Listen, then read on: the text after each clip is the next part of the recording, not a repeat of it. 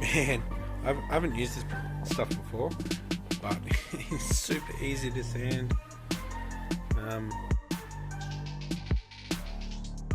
Alright guys, just been playing around with the STI one. So what I've actually done is just kept going around with the tape, and it's made a base. So I can fiberglass and mould on those angles, that's fine. It's all good. Yeah, I'll get some gyprock on it and see how we go.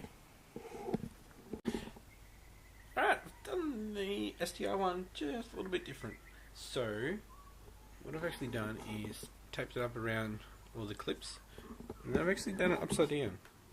So I've put it all in there, and then once that dries I can flip it over. So what we want is all the angles to come out, so we won't have any negatives.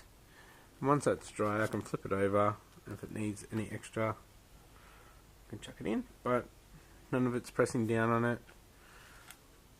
So also gravity, so hopefully we don't get a gap along the edge there. Sand it down, make it nice and good. Can even run some tape around the edges, I guess, once it's all dry.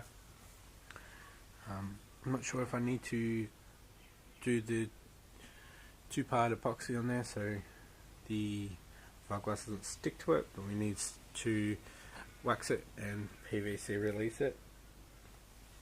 So what I might actually do is do the same on that.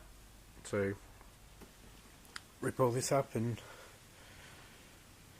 yeah, maybe. Because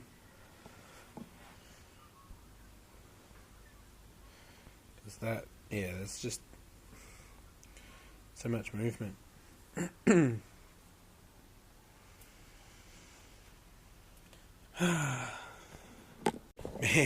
I haven't used this stuff before, but it's super easy to sand.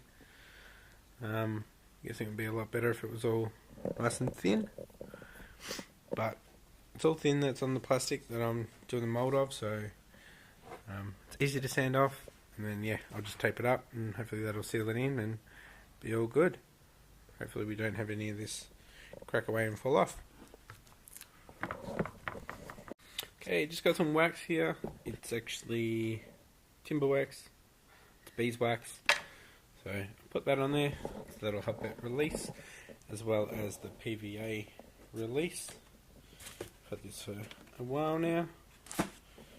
Yeah, once that goes on, then we can start putting gel coat. Alright, so we've got both of the original SF5 fog light cover vent thingamajiggies. One I've put tape around, this one is just wax. I couldn't get the tape on there, so hopefully the wax is good. And I can pop it out. Hopefully there's enough flex in the mould that I can just pop it out. So we've got the wax on there. Now we need to put the PVA release on, so I'm going to actually brush this on and then let it dry, and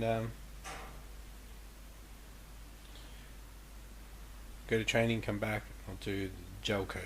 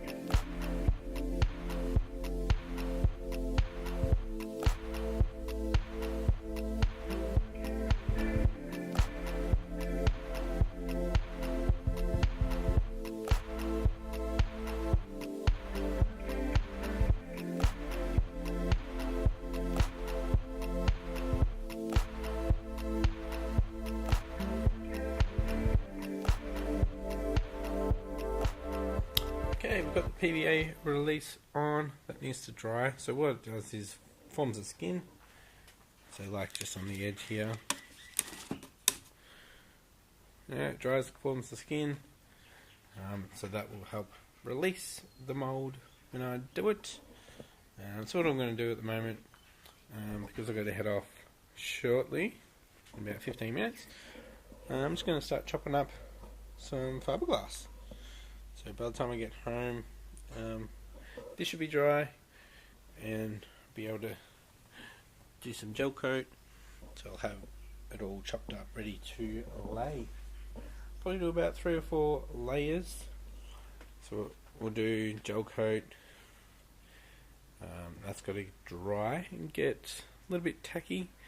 Then I'll lay some glass, and then we'll get some resin.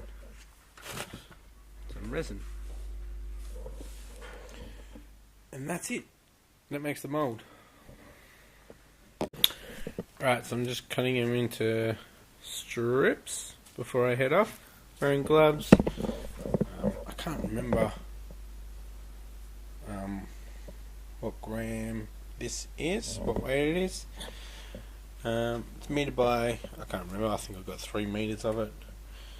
I've had it for a couple of years now. So yeah, just unfold it, cut a strip, and cut strips out that way. So I'm going to have enough to do these 2, so I don't have to recut while I'm trying to fiberglass. It gets pretty messy. So yeah. Alright, I'm back. It's been about 2.5 hours. The PVA release on the thinner parts, it's dried. So like on the little drips, here, that's not completely dry, but everything else is. So gonna get a little Chinese container, put some scales over here, and we're gonna weigh up some gel coat and get stuck into it.